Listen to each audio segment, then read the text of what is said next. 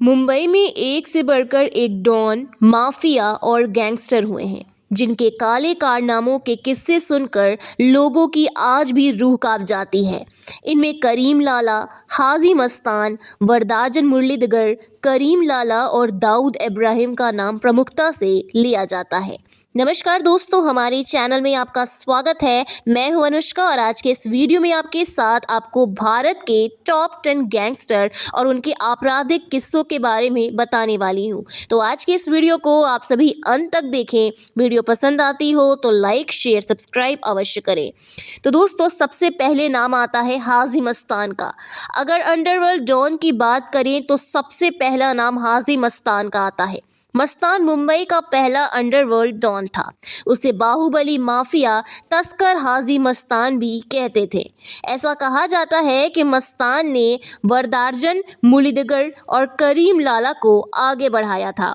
आपको बताते चले कि हाजी मस्तान का जन्म तमिलनाडु के कुडलाडोर में 1 मार्च 1926 को हुआ था। उसने 1970 तक मुंबई में अपना साम्राज्य स्थापित कर लिया था।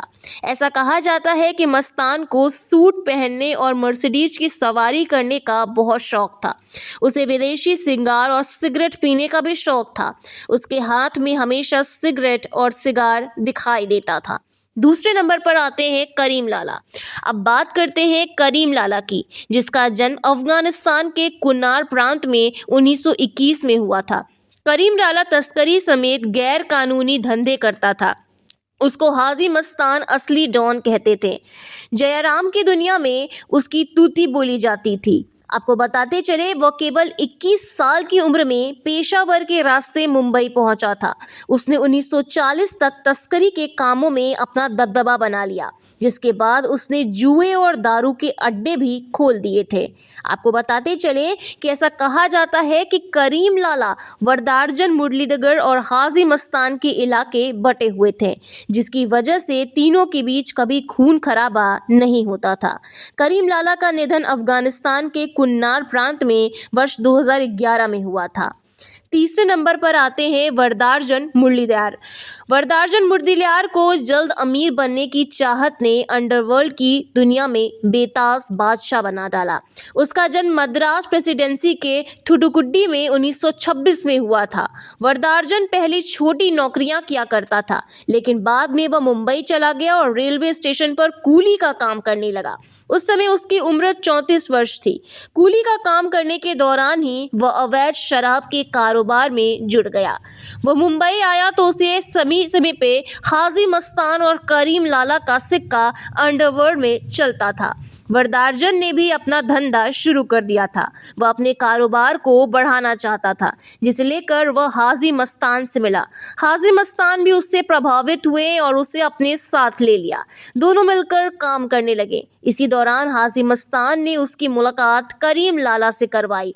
कुछ ही दिनों में वरदार्जन ने मुंबई अंडरवर्ल्ड में अपनी पहचान बना ली। वह हत्या की सुपारी लेने से लेकर तस्करी जैसे कामों को संभाला करता था। दिल का दौरा पड़ने की वजह से चेन्नई में 2 जनवरी 1988 को उसकी मौत हो गई। अगले नंबर पर आते हैं दाऊद इब्राहिम। मुंबई अंडरवर्ल्ड की दुनिया की बात की जाए और दाऊद इब्राहिम का नाम सामने ना आए, ऐसा कैसे हो सकता है। दाऊद इब्राहिम भारत के मोस्ट वांटेड अपराधियों की लिस्ट में सबसे पहले नंबर पर आते हैं। दाऊद की कई आतंकी संगठनों से भी जुड़ा हुआ है। ऐसा कहा जाता है कि उसे पाकिस्तानी खुफिया एजेंसी ISI का संरक्षण भी मिला हुआ है। दाऊद 1993 में मुंबई ब्लास्ट का मुख्य मास्टरमाइंड है। उसने अपनी बेटी की शादी पाकिस्तानी क्रिकेटर जावेद मियादाद के बेटे से की है। दाऊद के पिता मुंबई पुलिस में हेड कांस्टेबल हुआ करते थे। दाऊद ने अपराध की दुनिया में कदम अपने भाई शब्बीर के साथ मिलकर तस्करी के काम से शुरू किया था। यहीं से मुंबई में खूनी जंग शुरू हुई थी। अब तक अंडरवर्ल्ड की दुनिया में अपनी बादशाहत कायम रखने के लिए करीम लाला दाऊद के अपराध की दुनिया में कदम रखते ही अपने काम में दखल महसूस करने लगा। उसने दाऊद के भाई शब्बीर की हत्या करवा दी, जिसके बाद दोनों गुटों के बीच खूनी गैंगवार शुरू हो गया।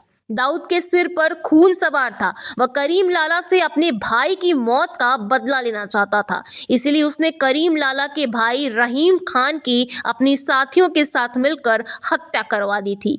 भाई की मौत से करीम लाला पूरी तरीके से टूट गया, जिसके बाद उसने दाऊद से दोस्ती कर ली और जुर्म की दुनिया को छोड़ दिया। करीम लाला के साथ ही मुंबई अंडरवर्ल्ड का पहला डॉन हाजी मस्तान और वरदारजन ने 1980 में अपराध की दुनिया को हमेशा के लिए अलविदा कह दिया। हाजी मस्तान ने 1970 में जयप्रकाश नारायण के आंदोलन से प्रभावित होकर राजनीति की दुनिया में कदम रखा। ऐसा कहा जाता है कि वर्ष 1993 के मुंबई धमाकों में पहले दाऊद भारत से दुबई चला गया था। अगला नाम आता है अरुण गवली का। अरुण गवली का जन्म 17 जुलाई 1955 को महाराष्ट्र के अहमदनगर के कोपर गांव में हुआ था। उसके पिता का नाम गुलाब राव था, जो मजदूरी करके घर का खर्चा चलाते थे।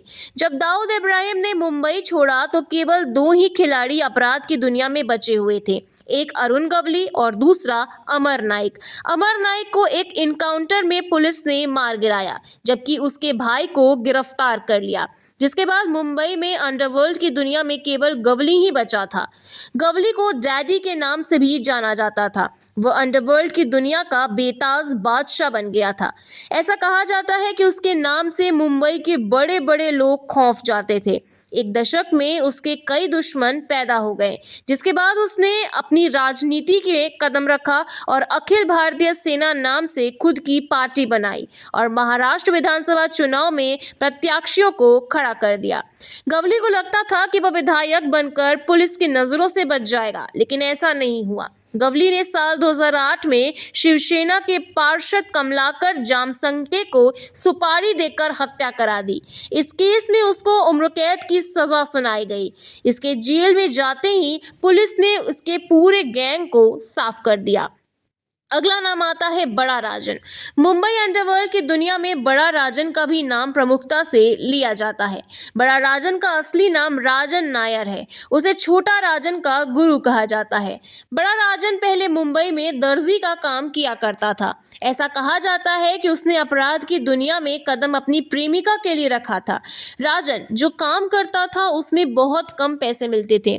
उसकी प्रेमिका के शौक बड़े बड़े थे, जिसको पूरा करने के लिए उसने महंगे टाइपराइटर की चोरी करनी शुरू कर दी थी। एक दिन वह पकड़ा गया और जिस वजह से उसे पकड़ा गया, जिसके बाद से उसका नाम रख दिया गया गोल्डन गैंग।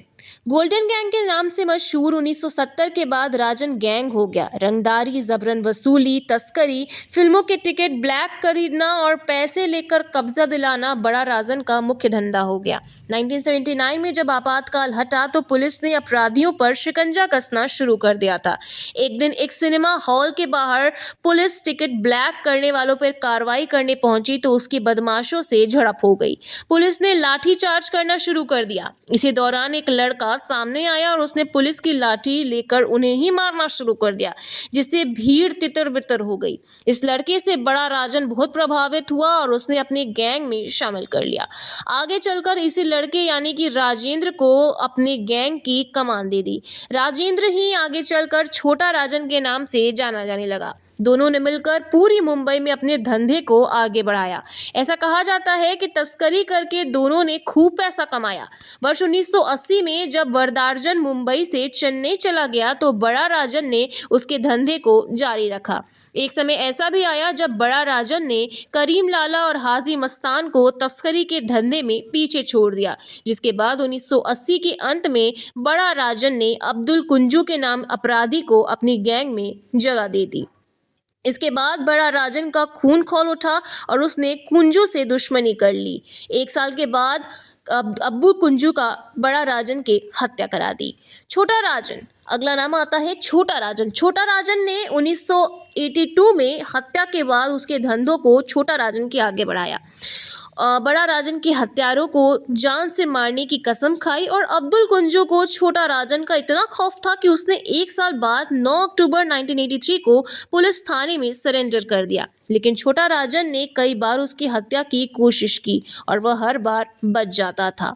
1984 तक छोटा राजन दाऊद का खास बना रहा। इसी दौरान छोटा राजन को पता चल गया कि अब्दुल खेल के मैदान में देखा तो ये छोटा राजन वहां पहुंचा और अब्दुल को गोली मारकर मौत के घाट उतार दिया गया।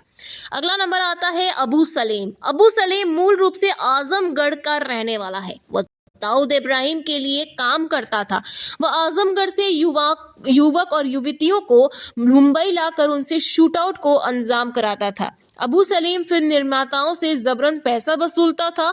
वह फिल्म निर्माता गुलशन कुमार, राकेश रोशन, सुभाष घई और राजीव राय को धमकी देने से भी पीछे नहीं हटता था।